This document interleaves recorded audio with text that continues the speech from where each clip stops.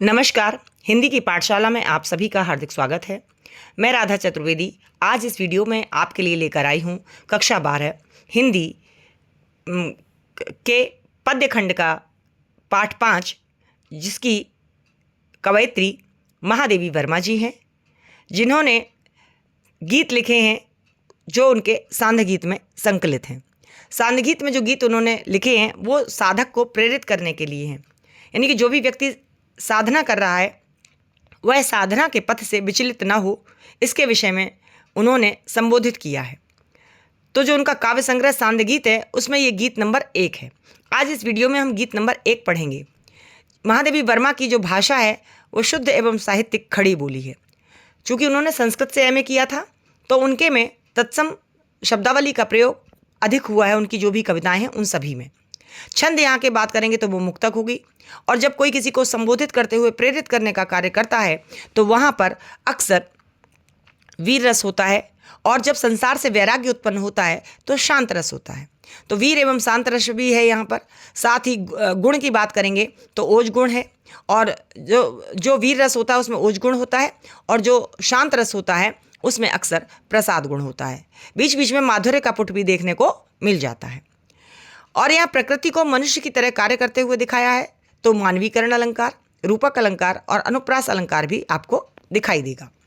चलिए शुरू करते हैं ये गीत। आप भी इसका आनंद लीजिए और प्रेरित होइए कुछ नया करने के लिए।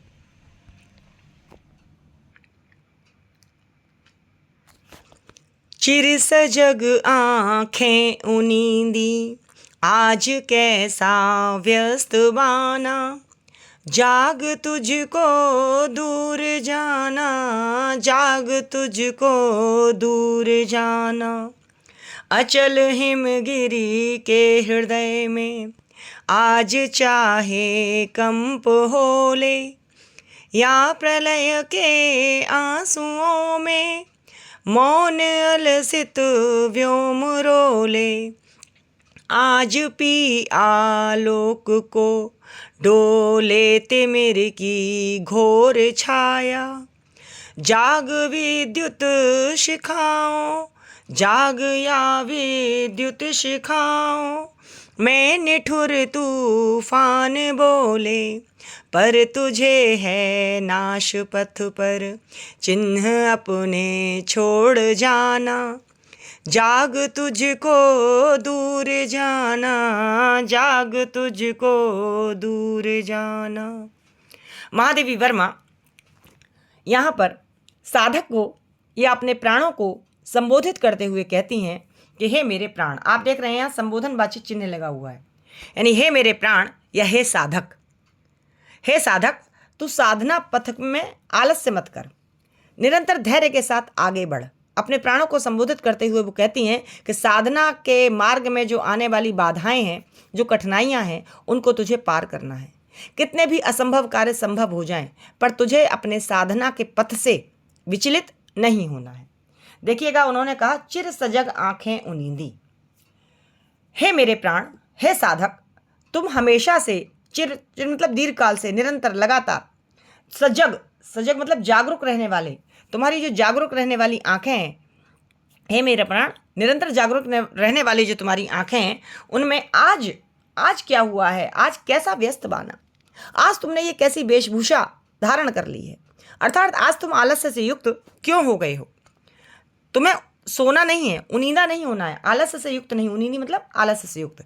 तुम्हें आलस्य से युक्त नहीं होना है। क्या करना है, तुझे जागना है। क्यों? क्योंकि तुझे, तेरी यात्रा इस संसार भर की यात्रा नहीं है। तुझे इस यात्रा से भी कहीं दूर, कहीं आगे जाना है। और जिन लोगों को आगे जाना होता है वह अपने मार्ग में आलस्य को नहीं अपनाते। कहने का तात्पर्य यह है कि महादेवी वर्मा अपने प्राणों को संबोधित करते हुए कहती हैं, उस पथिक को संबोधित करते हुए कहती हैं कि तुम क्या करना है, तुम्हें निरर्थक बातों की चिंता नहीं करनी है। तुम्हें जागना है और तुम्हें अपने आलस्य को छोड़ना है। क्यों? क्योंकि तुझको दूर जाना, तुम्हें दूर तक की यात्रा करनी है। आगे महादेवी वर्मा कहती हैं कि बहुत सारे असंभव कार्य ऐसे भी हैं कि जो हो सकता है कि संभव हो जाए। वो कहती हैं कि अचल हिमगिरी के हृदय में आज क्या क्या हो जाए वो बताती हैं। आज चाहे अचल, चल मतलब चलने वाला, और अचल मतलब सुदृढ़, एक जगह स्थिर रहने वाला। तो चाहे आज अचल यानी कि स्थिर पर्वत कौन सा? हिमगिरी। गिरी माने पर्वत और हिम माने बर्फ, बर्फ का पर्वत अर्थात हिमालय। आज चाहे हिमालय पर्वत के हृदय में क्या हो जाए? कंप हो ले। आज चाहे हिमालय पर्वत का हृदय कांप जाए, कंपन होने लगे उस हृदय में जो हमेशा अडिग खड़ा रहता था। और क्या हो जाए? या ऐसा भी हो सकता है कि प्रलय के आंसुओं में मौन होकर के, आलस्य से युक्त होकर के व्योम जो है, आकाश जो है वो रोने लगे। चाहे आज आकाश क्या करे? इतना ज़्यादा रोए, इतना ज़्यादा रोए कि प्रलय आ जाए। और मौन आलस्य से युक्त होकर के चाहे वो व्योम यानी आकाश रोने लगे, लगातार रोता रहे, रोता रहे, रोता रहे, और इतना रोए, इतना रोए, इतना रोए जिससे कि क्या हो जाए? प्रलय आ जाए, है ना। अब देख रहे हो आप, अधिकता का यहाँ पे वर्णन है, अतिशयोक्ति अलंकार भी है कि प्रलय आ जाए, आकाश इतना रो ले। तीसरी बात यहाँ कही गई, आज चाहे क्या हो जाए, तिमिर की घोर छाया क्या करे कि आलोक को पी डाले। हाँ, आज पी मतलब पीले, आलोक मतलब प्रकाश। चाहे आज घोर अंधकार की जो छाया है वो प्रकाश को पी जाए और डोलने लगे कि मैंने तो प्रकाश को नष्ट कर दिया, मैंने प्रकाश को समाप्त कर दिया। और इस बात पे खुश भी हो सकता है कौन? अंधकार। तिमिर मतलब अंधकार। तो कहा, जाग या विद्युत शिराओं में निठुर तूफान बोले।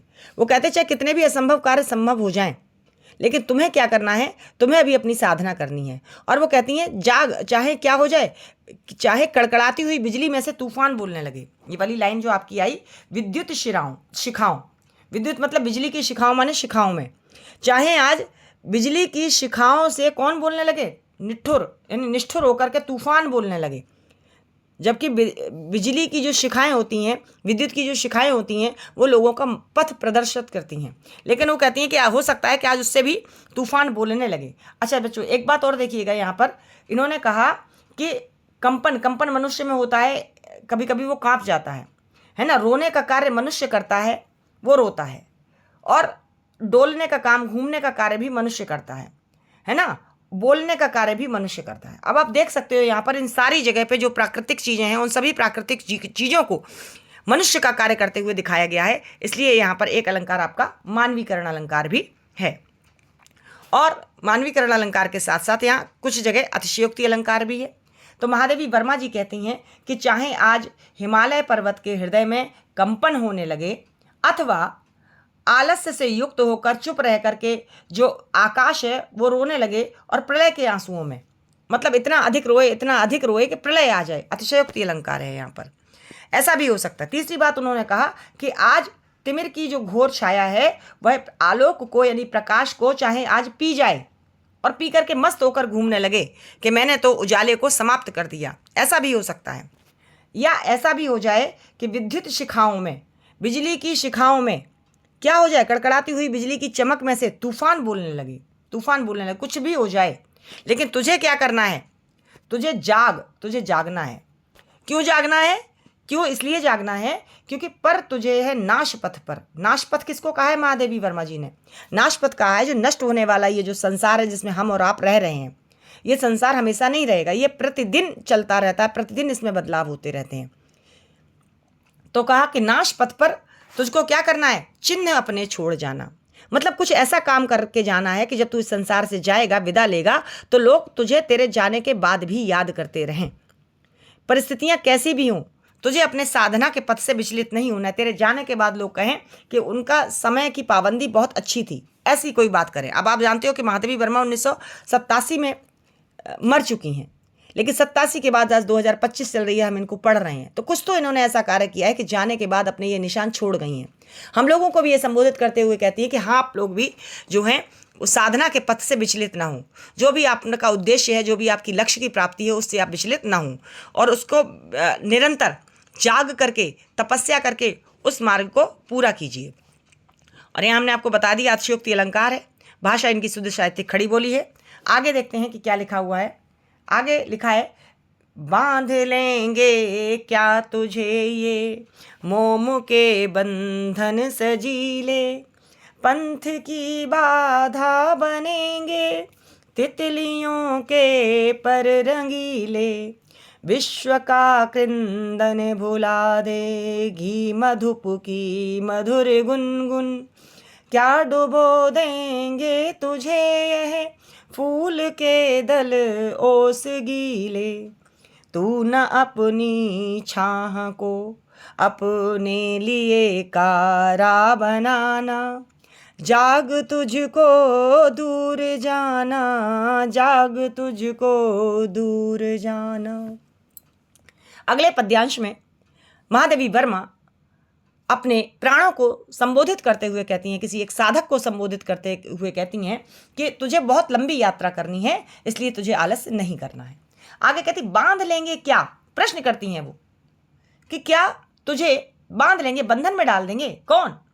यह मोम के बंधन सजीले। ये जो सजीले बंधन है, जो सजे हुए चीजें हैं, जो सांसारिक चीजें हैं, जो आकर्षित करती हैं, तो वो खुद पूछती हैं कि हे प्राण, ये बता क्या मोम के समान शीघ्र नष्ट हो जाने वाली अस्थिर वस्तुएं इस तुझे सांसारिक बंधन में बांध कर रख सकेंगी? क्या तुझे साधना के मार्ग में आलस्य उत्पन्न कर सकेंगी? यानी कि सांसारिक मोम क्या होती है? मोम पिघल जाती है। मोम को जैसे ही थोड़ा सा ताप मिलता है, थोड़ी सी गर्मी मिलती है, तो वो मोम पिघलना शुरू कर देती है, उसका अस्तित्व तो समाप्ति की ओर आ जाता है। तो महादेवी वर्मा पूछती हैं कि तू मुझे ये बता, हे मेरे प्राण, तू मुझे ये बता कि क्या तुझे मोम के बंधन, ये जो तुझे बड़े प्यारे प्यारे से बंधन लग रहे हैं, ये मेरी पत्नी है, ये मेरा पति है, ये मेरा भाई है, ये मेरी बहन है, कुछ ऐसे बंधन, या कुछ सुंदरता की चीज़ें तुझे आकर्षित कर रही हैं, कितना सुंदर घर है, ये मेरा है, कितने सुंदर संसार में गाड़ी है, ये मेरी है, ऐसी सारे जो बंधन है जो तुझे देखने में बड़े आकर्षित लगते हैं, मैं कितना खूबसूरत हूँ, मैं कितनी सुंदर हूँ, ऐसी जो बातें हैं, क्या ये ऐसे सांसारिक बंधन क्या तुझे बांध लेंगे? क्या तुझे बंधन में डाल देंगे? या क्या तुझे साधना पथ से विचलित कर देंगे? पूछती हैं सवाल अपने प्राणों से। और आगे कहती है पंथ की बाधा बनेंगे तितलियों के पर रंगीले। पंथ मतलब रास्ता। क्या तेरे मार्ग की बाधा बन जाएंगे? कौन? तितलियों के पर। तितली मतलब कैसी होती है? रंग बिरंगी होती है। तितलियों के जो पर मतलब पंख हैं, क्या तितलियों के पंखों के समान यह रंगीन संसार का आकर्षण तुम्हारे मार्ग में बाधा बन जाएगा, जिसके कारण तुम तपस्या नहीं करोगे? तो ये तो गलत बात है ना, है ना? तो कहा कि ये मुझे खुद तू जवाब दे कि क्या पंथ की बाधा बन जाएंगे, यानी जो तू जिस रास्ते पर चलने वाला है, तू जिस साधना के मार्ग पर चलने वाला है, तू जिस ईश्वर की प्राप्ति में लगा हुआ है, क्या सांसारिक बंधन जो हैं, क्या तितलियों की तरह सुंदरता का जो संसार में दिखाई देती है, क्या तू उसमें आकर्षित हो जाएगा और अपने साधना पथ से अर्थात अपने लक्ष्य से भटक जाएगा? नहीं, तुझे भटकना नहीं है।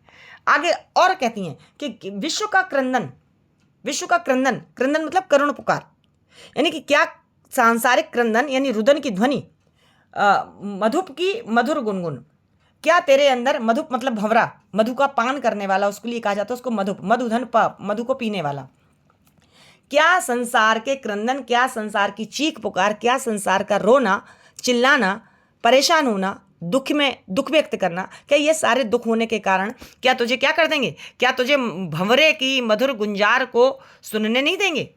अर्थात आप मधुर गुंजार समझते, जब लोग साधक जब साधना के पथ पर होते हैं तो वो जो भ्रामरी आसन कर रहे होते हैं, ओम, जब इस तरह की जो गुंजार होती है जिससे व्यक्ति अपनी आत्मा से बात करता है, जिससे व्यक्ति परमात्मा से बात करता है, क्या रोना चिल्लाना तेरे अंदर जो प्रभु को प्राप्त करने के लिए जो मधुर गुंजार है, जो मधुर गूंज है, क्या वो समाप्त हो जाएगी?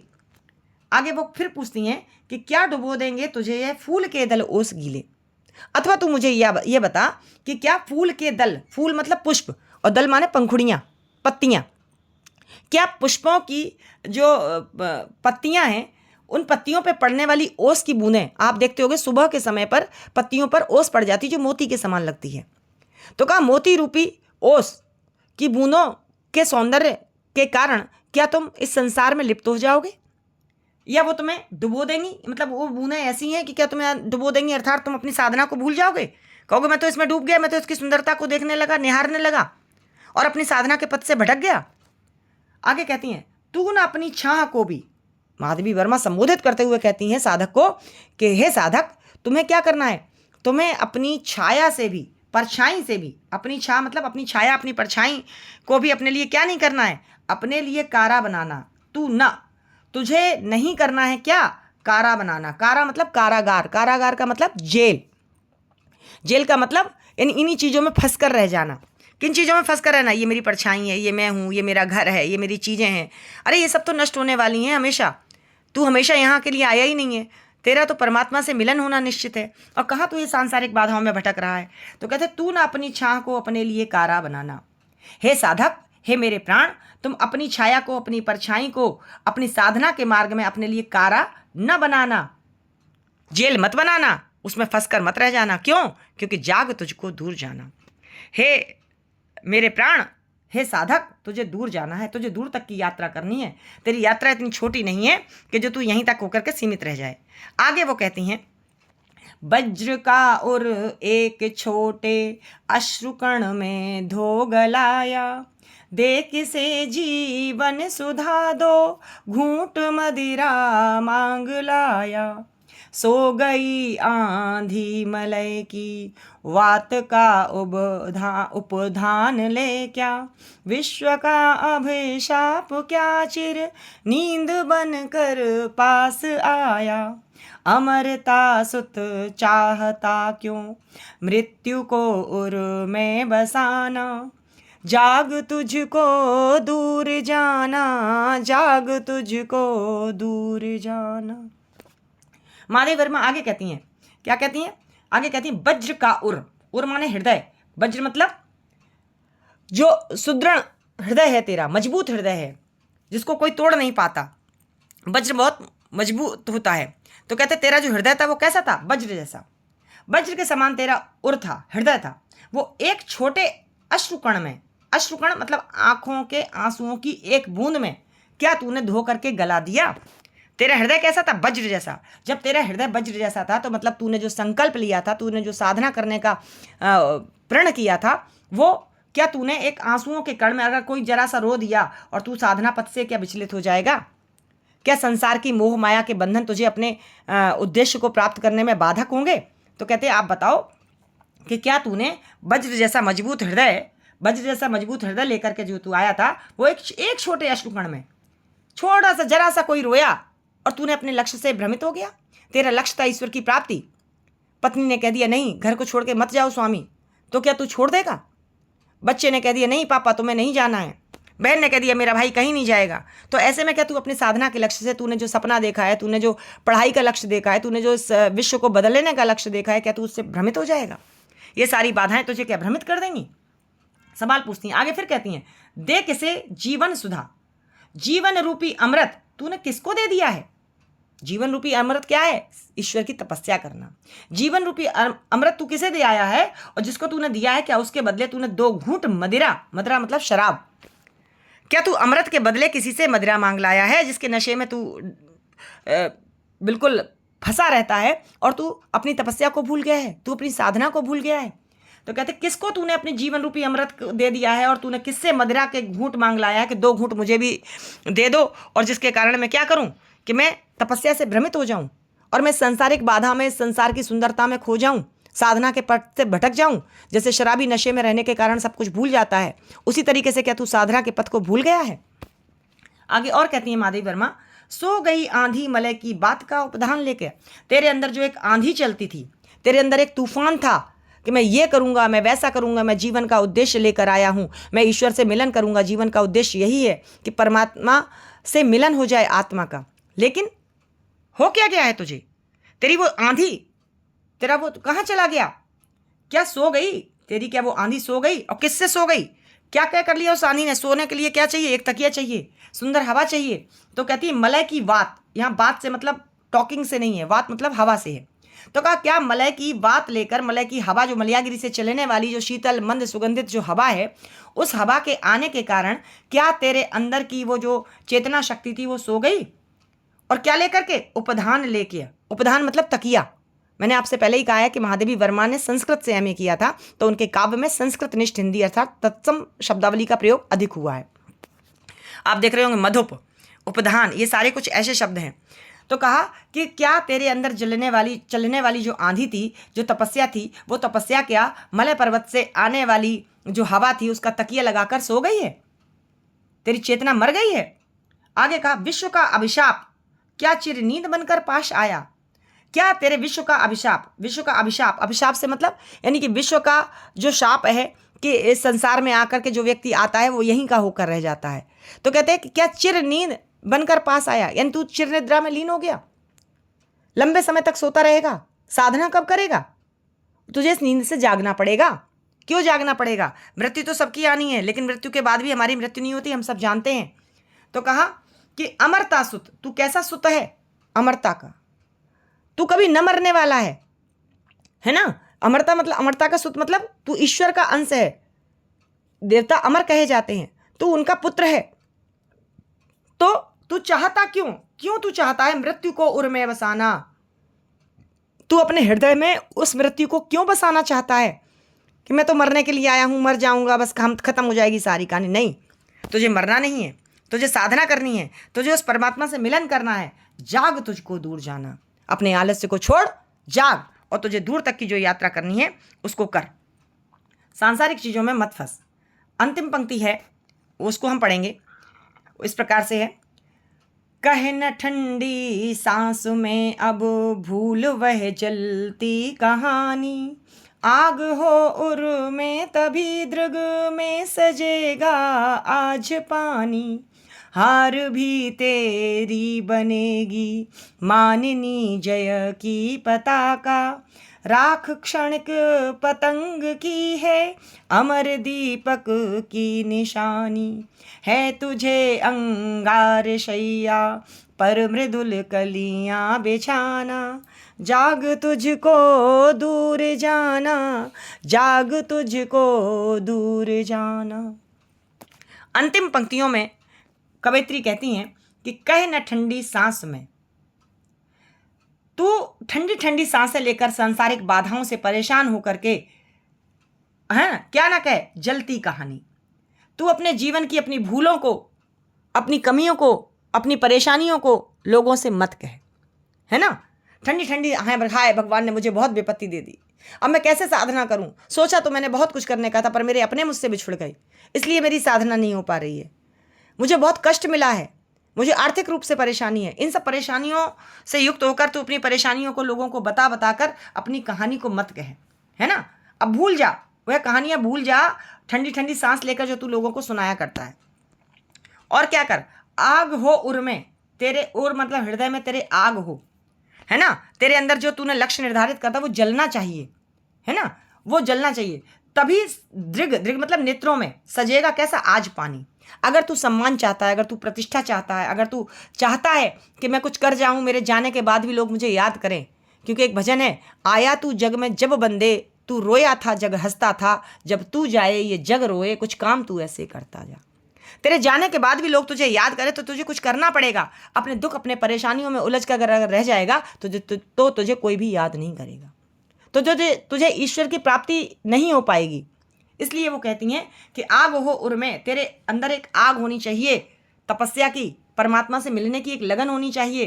तभी सजेगा तेरे दृग में मतलब नेत्रों में पानी, पानी मतलब प्रतिष्ठा, सम्मान तुझे तभी मिलेगा जब तेरे अंदर एक चिंगारी लगातार जलती रहे साधना की। और आगे कहा उन्होंने, हार भी तेरी बनेगी माननी जय की पताका। और अगर तू लगातार मेहनत करते हुए, परिश्रम करते हुए अपनी साधना करता है, संसार से मिलने वाली विपत्तियों को, परेशानियों को तू अपने मन में नहीं रखता है, तू उसको इग्नोर कर देता है और तू अपने साधना के पथ में लगा रहता है, तो क्या होता है, ऐसे में अगर तुझे जीत ना भी मिले तो कहा फिर भी क्या होगा कि हार भी तेरी बनेगी। तू अगर हार भी जाता है ऐसा करते हुए, मेहनत करते हुए, तो भी तेरी हार जो है वो क्या बनेगी, माननी जय की पताका। पताका मतलब झंडा, और माननी मतलब स्वाभिमानी, यानी तूने स्वाभिमान के साथ जीवन को जिया। तूने इस संसार में अपनी परेशानियों को, अपने दुखों को कभी किसी से नहीं कहा, इसलिए क्या हुआ कि तेरी हार भी विजय बनेगी। लोग कहते हैं कि कर्म करना चाहिए, फिर जीत हो या हार हो, अपना 100% देना चाहिए, अपने लक्ष्य की प्राप्ति करनी चाहिए, है ना। तो कम से कम लोग ये कहेंगे, हाँ हारे तो सही लेकिन मेहनत तो पूरी की।